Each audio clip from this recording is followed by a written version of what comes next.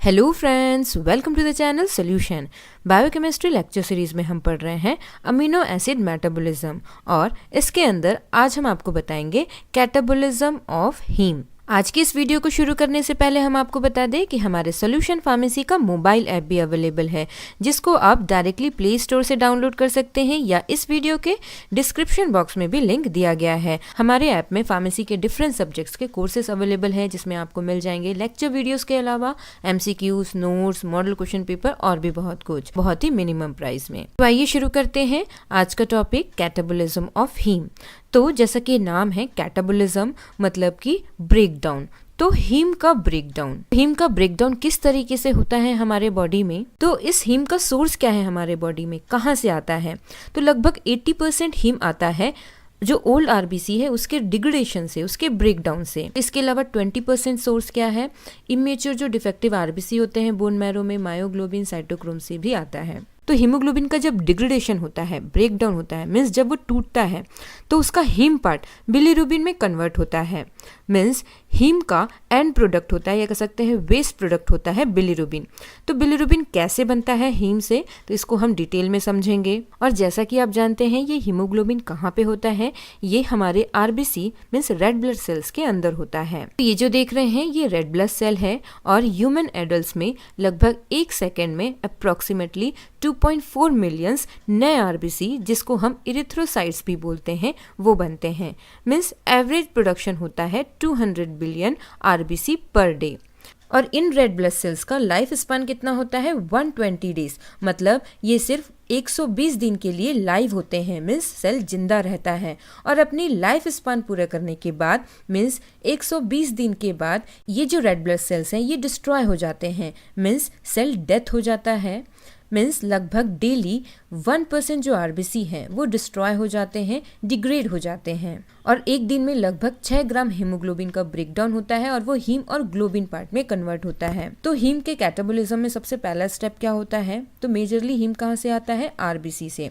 तो आरबीसी जो कि ओल्ड हो चुके हैं, मीन्स जिसका लाइफ स्पान 120 डेज से पूरा हो चुका है, या जो डैमेज्ड आरबीसी हैं, ये जो आरबीसीस हैं ये ब्लड सर्कुलेशन से रिमूव होते हैं और उसको मैक्रोफेजेस एनगल्फ कर लेते हैं। मीन्स मैक्रोफेजेस उसको अपने अंदर ले लेते हैं, या सिंपल कहे तो उनको खा लेते हैं। ये जो आप देख रहे हैं ये मैक्रोफेज है, मैक्रोफेज ऑफ आरी सिस्टम, मतलब रेटिकुलो एंडोथेलियल सिस्टम के मैक्रोफेज हैं, जैसे कि लीवर, स्प्लीन और बोन मैरो। और इन मैक्रोफेजेस के अंदर ये जो आरबीसीस हैं वो डिस्ट्रॉय होते हैं। तो हीमोग्लोबिन जब आरबीसी के अंदर होता है तो जैसा कि आप जानते हैं इनका फंक्शन होता है हमारे लंग से ऑक्सीजन को कैरी करके दूसरे बॉडी पार्ट तक पहुंचाना है। आरबीसी डिस्ट्रॉय होने के बाद इनके अंदर से हीमोग्लोबिन रिलीज होता है और रिलीज होने के बाद इस हीमोग्लोबिन का ब्रेकडाउन होता है। तो हीमोग्लोबिन जो कि हीम प्लस ग्लोबिन से मिलके बना होता है, तो इसका जो हीम पार्ट अलग हो जाता है और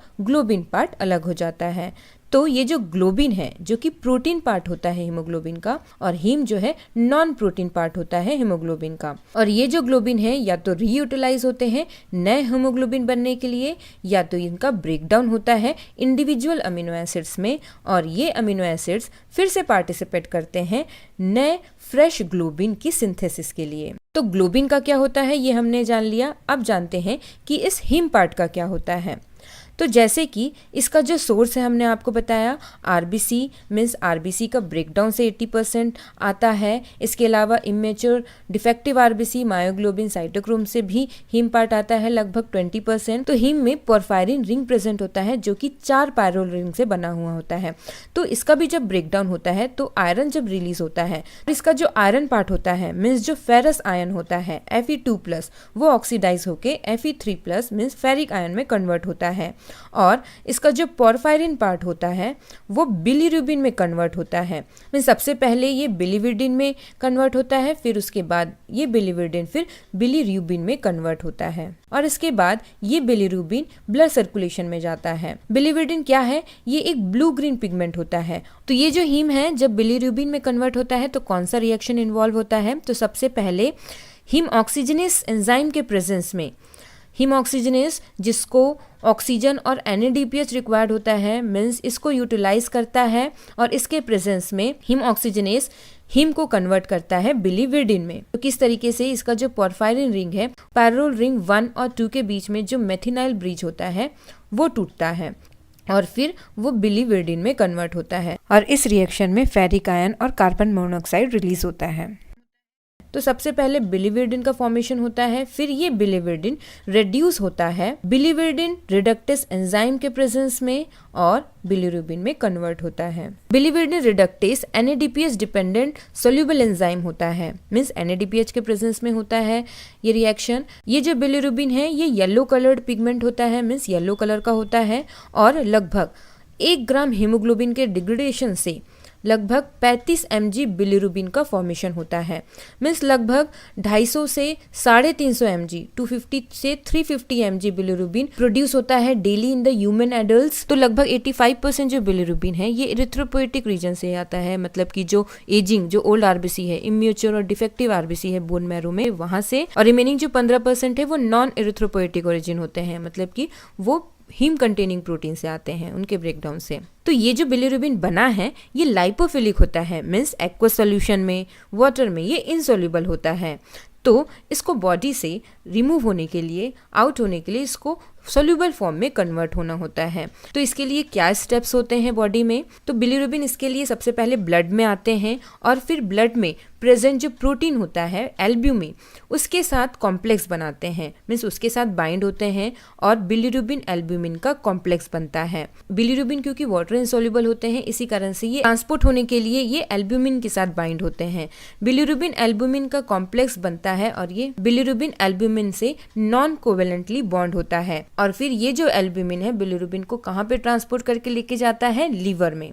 और लीवर में जाने के बाद ये कॉम्प्लेक्स से मीन्स एल्ब्यूमिन से अलग हो जाता है और बिलीरुबिन फिर लीवर सेल्स के अंदर जाता है through carrier mediated active transport और लीवर सेल के अंदर ये ट्रांसपोर्ट हो जाता है स्मूथ एंडोप्लाज्मिक रेटिकुलम में और वहाँ पे ये बिलीरुबिन जो कि क्या है? वाटर इनसॉल्युबल है, ये वाटर सोल्यूबल फॉर्म में कन्वर्ट होता है। किस तरीके से? ये कॉन्जुगेट होता है 2 मॉलिक्यूल ऑफ ग्लूकुरोनिक एसिड्स। तो यहाँ पे किस तरीके से कन्वर्जन होता है तो इसके केमिकल रिएक्शन को यहाँ पे आप देख सकते हैं। तो सबसे पहला स्टेप होता है ब्लड में जो बिलीरुबिन और एल्ब्यूमिन का कॉम्प्लेक्स है इसका अपटेक होता है लीवर में, मीन्स ब्लड से लीवर में गया और ये लीवर में फिर 2 मॉलिक्यूल ऑफ ग्लूकुरोनाइल से अटैच होता है in the presence of enzyme UDP glucuronide transferase. 2 molecule of glucuronic acid से कॉन्जुगेट होने के बाद और कन्वर्ट होता है बिलीरुबिन डाइग्लूकुरोनाइड, ये कहलाता है कॉन्जुगेटेड बिलीरुबिन। तो अनकॉन्जुगेटेड बिलीरुबिन कॉन्जुगेटेड बिलीरुबिन में कन्वर्ट होता है।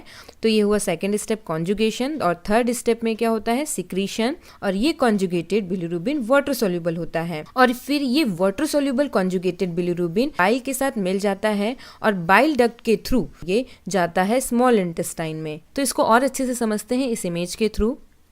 तो जो ये लीवर है तो आप ये देख सकते हैं ये इसके नीचे ये गॉल ब्लैडर है, तो यहाँ पे बाइल स्टोर रहता है। बाइल क्या होता है? ये लीवर में बनता है और ये डार्क ग्रीन से लेके येलोइश ब्राउन फ्लूइड होता है, लिक्विड होता है। और कहाँ पे ये स्टोर होता है?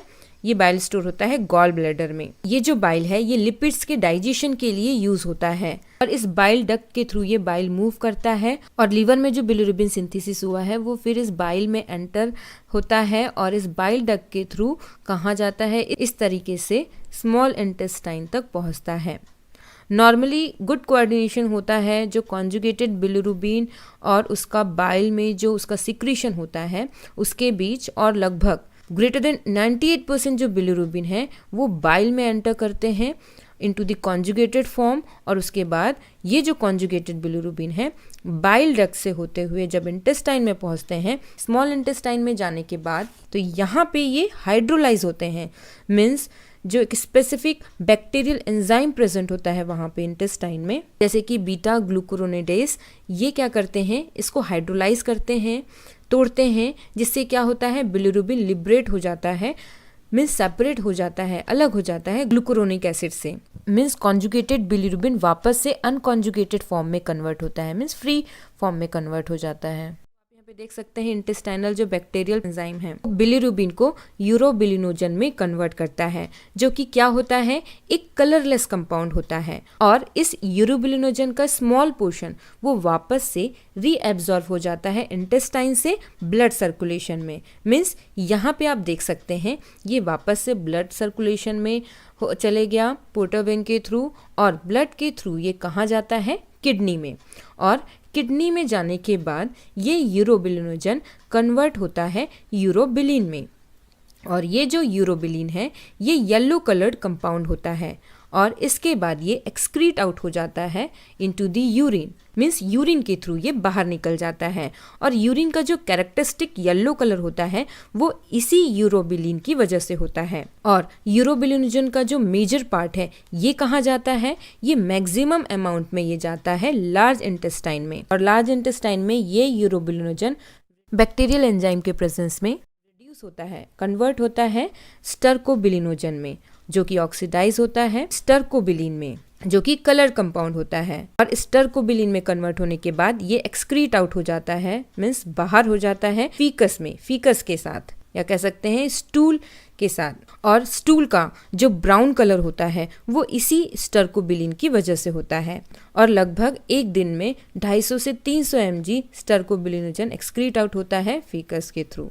तो ब्रीफ में इसको इस तरीके से समराइज कर सकते हैं। रेटिकुलो एंडोथेलियल सिस्टम में, जैसे कि स्प्लीन में, जो ओल्ड आरबीसी, डैमेज्ड आरबीसी है उसका ब्रेकडाउन होता है, टूटता है, हीम रिलीज होता है, और ये हीम जो है कन्वर्ट होता है किसमें, बिलीरुबिन में। और ये बिलीरुबिन लीवर में जाता है ब्लड के थ्रू, और लीवर में ये कॉन्जुगेटेड बिलीरुबिन में कन्वर्ट होता है, और कॉन्जुगेटेड बिलीरुबिन बाइल डक्ट के थ्रू इंटेस्टाइन में आते हैं, और स्मॉल इंटेस्टाइन में ये कॉन्जुगेटेड बिलीरुबिन वापस से अनकॉन्जुगेटेड फॉर्म में कन्वर्ट हो जाता है, और फिर ये बिलीरुबिन कन्वर्ट होता है यूरोबिलिनोजन में। और लगभग 80% यूरोबिलिनोजन जाता है लार्ज इंटेस्टाइन में, जहाँ पे ये स्टर्कोबिलिनोजन में कन्वर्ट होता है, और ये स्टर्कोबिलिनोजन एक्सक्रीट आउट होता है फीकस में। और लगभग 20% यूरोबिलिनोजन वो जो है वापस से रीएब्जॉर्ब हो जाता है और ब्लड में जाता है, और ब्लड से होते हुए ये कहाँ जाता है, किडनी में। और किडनी में जाने के बाद वहाँ पे वो यूरोबिलिनोजन यूरोबिलिन में कन्वर्ट होता है, और फिर ये यूरोबिलिन यूरिन के थ्रू एक्सक्रीट आउट हो जाता है, मीन्स बाहर निकल जाता है। तो ये हो गया किस तरीके से हमारे बॉडी में जो ओल्ड आरबीसीज होते हैं उसका ब्रेकडाउन होता है, मीन्स हीमोग्लोबिन का डिग्रेडेशन होता है, हीम पार्ट जो है उसका टूटता है, किस तरीके से कैटाबोलिज्म होता है हीम का, और इससे जो एंड प्रोडक्ट बनता है, मीन्स जो वेस्ट प्रोडक्ट बनता है इस हीम का, बिलीरुबिन। और ये बिलीरुबिन फिर बॉडी से बाहर होने के लिए यूरोबिलिनोजन में कन्वर्ट होता है। यूरोबिलिनोजन में कन्वर्ट होने के बाद ये स्टर्कोबिलिन और यूरोबिलिन के फॉर्म में हमारे बॉडी से एक्सक्रीट आउट हो जाता है, मीन्स हमारे बॉडी से बाहर हो जाता है। और इन्हीं सब प्रोसेस या किसी स्टेप में, किसी पार्ट में अगर डिफेक्ट हो जाता है तो बिलीरुबिन का जो कंसंट्रेशन है हमारे बॉडी में, हमारे ब्लड में बढ़ जाता है। मीन्स बिलीरुबिन का कंसंट्रेशन हमारे ब्लड में नॉर्मल रेंज से ज़्यादा हो जाता है, बढ़ जाता है, तो उसको हम हाइपर बिलीरुबिनेमिया कहते हैं, और इसकी वजह से जॉन्डिस होता है। तो जॉन्डिस क्या होता है, कितने टाइप्स के होते हैं और क्यों होता है, इसको हम इसके नेक्स्ट क्लास में बताएंगे। Thank you very much for watching this video.